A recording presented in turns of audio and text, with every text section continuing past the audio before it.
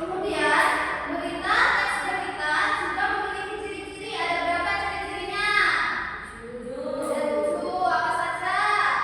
1, 2, 3, 4,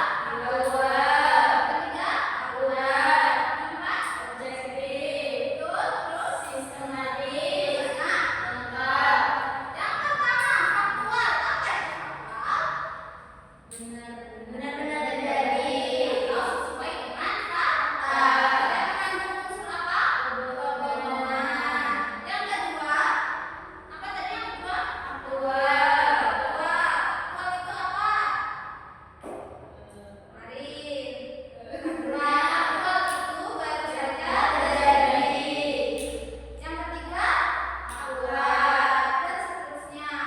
Kemudian ada juga unsur-unsur teks berita. Ada berapa unsur teks berita itu? Ada 6. Ada berapa Wulan? Ada 6. Apa saja?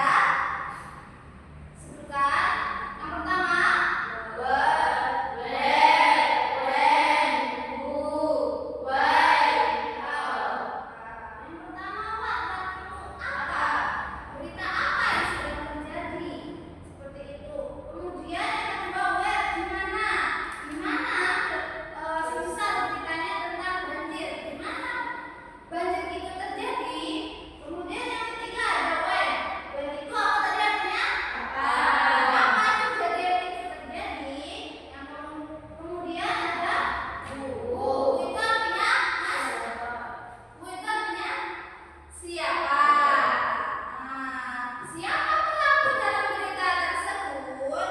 Kemudian ada why. Mengapa?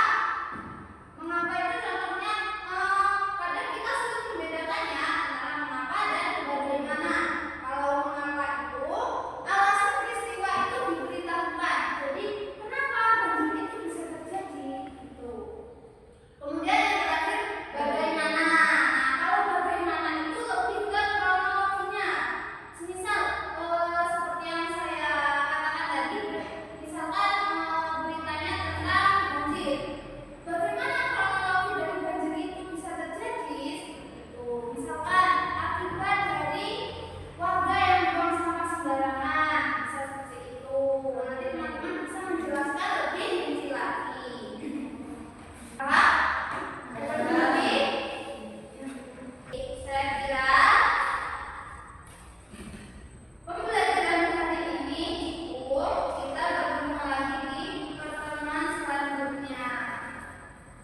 Semoga